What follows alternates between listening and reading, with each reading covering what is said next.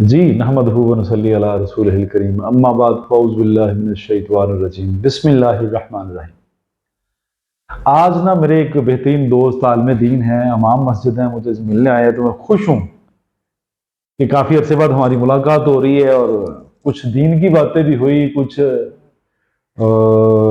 सेहत के लिहाज से भी बातें हुई। तो कारी साहब, मैं इनका तारुफ करा दूं, हाफिज़ मोहम्मद अवैध साहब हैं, कमीर शरीफ यानी अलमरूफ नगरी ख्वाजा मोहम्मद पनाह अड्डा कमीर जिसे कहते हैं, फेमस तो कारी साहब जी अड्डा जी कमीर है ना। जी जी तो वहां से कारी साहब इमाम मस्जिद है, तशरीफ लाए हैं। तो छोटी सी बात हो रही थी, तो मैंने कहा कि रिकॉर्ड ही कर लेते हैं, दूसरों का फायदा हो जाता है। कारी साहब एक क्वेश्चन लेके आए हैं, बात की थी कारी साहब ने।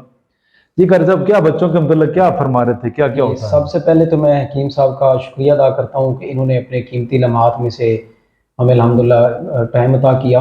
बहुत शुक्रिया कारी तो साहब। इस हवाले से बातचीत हो रही थी, तो मैंने सोचा कि इनसे एक सवाल कर लिया जाए कि आजकल मौसमी जो तब्दीली है, इस बैठ जाए लिहाज से बेटा। बच्चों में मतलब खांसी, नज़ला, ज़ुकाम, सीने की तकलीफ, इस तरह के मतलब बच्चों के हवाले से ये मेरे ज़हन में सवाल था कि हकीम साहब से ये सवाल किया जाए और बच्चों के हवाले से हल पूछा जाए कि इसका हल क्या है, इसका इलाज क्या है। कारी साहब बहुत शुक्रिया। सबसे पहले तो माओ की ड्यूटी बनती है कि माएँ अपने बच्चों को संभाल के रखें, जी जी, और जब इस वेदर में नहलाएं तो पंखे के नीचे बच्चे को मत करें। बिल्कुल ठीक।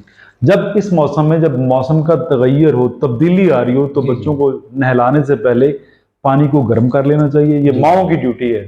सही। बच्चे को ठंडा पानी नहीं देना। बच्चे को कोल्ड ड्रिंक, अक्सर क्या होता है, कहीं मेहमान जाते हैं, घर में कोल्ड ड्रिंक आती है तो बच्चे को बड़े शौक से पिलाती हैं। पिलाते हैं, जी जी कारी साहब, ये ज्यादा मोस्टली सबब जो है ठंडा पानी पीने से, ठंडे पानी से नहाने से, जी जी एसी में रहने से। रात को अगर कोई बच्चा बाहर सो जाए, जी जी, आजकल आपको पता है त्रेल वगैरह हाँ पड़ती जी है, जी, शबनम पड़ती बिल्कुल है, बिल्कुल उस वजह सही। से भी ये चेस्ट के आवाजात, और मोस्टली जो ज्यादा है ना, ये हमारे कोल्ड ड्रिंक की वजह से है। सही। अब आगे क्या है कि ट्रीटमेंट तो कारी साहब आपको भी पता है ही नहीं।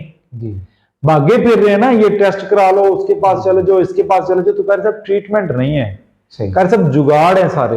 हम्म, ट्रीटमेंट वो है कि आप दवाई इस्तेमाल करें, दवाई इस्तेमाल करने के बाद कारी साहब आप रिलैक्स हो जाएं। सही। ये टेस्ट करवाते फिरे, दवाइयां लेते फिरे 6-6 महीने बच्चों के, नहीं, ये गलत है कारी साहब, ये धोखा है।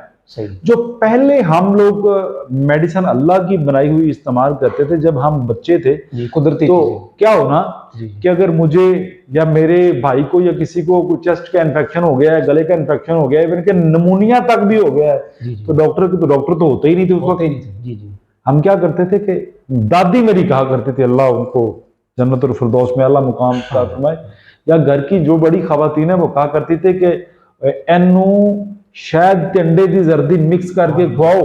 बिल्कुल बिल्कुल। कारी सब यही था। बिल्कुल ऐसा। अब क्या है कि मेडिकल साइंस कह रही है आपने शहद खाना नहीं। सही। मेडिकल साइंस कहती है कि आपने जर्दी खानी नहीं। वो क्यों कह रही है? जी जो फार्मी अंडे है ना, जी जी, उसकी जर्दी वाकई ही डेंजरस है। सही। वाकई ही उसकी जर्दी जो है जी वो डेंजरस है, इसलिए कहा जाता है कि आपने जर्दी नहीं खानी। लेकिन मैं कहता हूं देसी अंडे, जो अब तो हमारे जो पढ़ी लिखी कम्युनिटी है अमूमी तौर पे जी, जर्दी नहीं खा रहे, और कहते कि वाइटनेस बस खानी है। सही। वाइटनेस बिल्कुल खा के बाकी कहते हैं जनाब ये जर्दी नहीं खानी, वो फेंक देनी है, इस तरह के मामले कर रहे हैं। हालांकि होना ये चाहिए कि हमें कुदरती गजाएं जो हैं उनकी तरफ रागब होना चाहिए, ना जी कि जी, वो छोड़ दें अल्लाह की नेमतें हैं। सही। हम अपनी ट्रीटमेंट के चक्कर में अल्लाह की बड़ी सारी नेमतें छोड़ रहे हैं। आपके सामने आप ऐसा करते हैं कि सबसे पहले तो यह है कि अपने बच्चों की मालिश करें, सही। सरसों के तेल की मालिश करें, जी बच्चों को जी ढांप के रखें, हवा ना लगने दें। और जब नहलाएं, खासतौर पे सर्दी में और मौसम की तब्दीली में, तब्दीली में, जी तो बच्चों को नहलाने से पहले पानी का गर्म होना चाहिए। जब पानी गर्म से नहलाएंगे, फिर पंखे के नीचे बच्चे को नहीं डालना, ये मेरी नसीहत है। इससे ज्यादा काम खराब हो रहे हैं। ठंडे सही। जूस, पैकेट जूस, कुरकुरे, लेज, निम्को, पापड़, सलांटियां करे, सब ये क्या है? जो बच्चे ये देखे, वो जूस को पैकेट में बंद क्यों किया हुआ है कि उसके अंदर पता ही ना हो क्या है। हालांकि शीशे की तरह भी तो पैकेट बन सकता है बन ना, सकते हैं, पर बिल्कुल। डिजाइनिंग ऐसी की जाती है कि पता ही ना चले अंदर क्या है। जूस में हमने स्ट्रॉ लगाई और उसी तरह डायरेक्ट वो अंदर चला गया, स्ट्रॉ लगा के, ऐसे ही है। बिल्कुल आपको ऐसे कारी ही। साहब ये तो नहीं पता अंदर क्या है। क्या चीज़ है? लिहाजा अगर अपनी नस्ल को आप बचाना चाहते हैं, आगे लेके जाना चाहते हैं, देखिए जिन जिन बच्चों को स्टार्ट में गले का इन्फेक्शन होता है, चेस्ट का इन्फेक्शन होता है, निमोनिया हो जाता है, डबा हो जाता है, जी फ्यूचर में कारी साहब उनको जाके टीबी भी हो जाती है। फ्यूचर में दमा भी हो जाता है, फ्यूचर में केरा, नजला, जुकाम, चेस्ट के अवारजात, दमा, खांसी, ये उसके बाद क्या, फालज, लकवा, ये सर्दी की मर्जें हैं। जब आपको ठंड लगेगी सबसे पहले कारी साहब सीना जो है ना वो ब्लॉक होगा, चेस्ट का इन्फेक्शन होना शुरू हो जाएगा। तो कारी साहब अगर बचपन में इन बच्चों की हमने केयर न की तो हमारी जो आने वाली नस्ल है कारी साहब ये बड़ी प्रॉब्लम में आएगी। लोग आ भी रहे हैं, आप देख रहे होंगे शायद कितने कितने, वो जिस तरह आप मुझे बता रहे थे कि वो इनहेलर का मशवरा दिया था कि इनहेलर यूज कर लें। कारी साहब ये तो ड्रग है, ये तो नशा है। कारी साहब इलाज तो नहीं है। मैं कारी साहब किसी की बदनामी नहीं कर रहा, हकीकत की बात कर रहे हैं। अब आते हैं इलाज की तरफ। इलाज करना क्या है? अगर किसी बच्चे को निमोनिया हो जाता है, डबा हो जाता है, ये पसलियां चलना शुरू हो जाती हैं, या सांस के मसले होना शुरू हो जाते हैं, खांसी, बलगम, रेशा, ये अगर मसाइल होते हैं, सर्दी लग जाती है, तो करना क्या है? करना यह है कि सुहागा कारी साहब आम सी चीज है, आपको पता है, पंसारियों से मिल जाती है। कारी साहब 20 रुपए का 30 रुपए का सुहागा ले लें। इतनी महंगाई के बावजूद भी मैं ये मशवरा दे रहा हूँ, ये मुफ्त वाली चीजें और सस्ता इलाज। फिर क्या है कि बेजरर है, साइड इफेक्ट नहीं है। आप आते हैं मेडिकेशन की तरफ तो एक फायदा होगा, आप तो चंद नुकसान भी होंगे। कारी साहब क्या करना है, सुहागा ले लीजिए, सुहागे को पाउडर करके उसके बाद उसे बरियां कर लीजिए, भून लीजिए। आप सबको ही पता है। अगर ना पता चले तो सुहागा बरियां नेट पे लिखिए, आपके सामने वो सारी वीडियो आ जाएगी। सुहागे को बरियां कर लीजिए, बरियां सुहागा हो और इसके अलावा लौंग हो। सुहागा 2 हिस्से, लौंग 1 हिस्सा, पाउडर दोनों, और मिसल गुबार हो।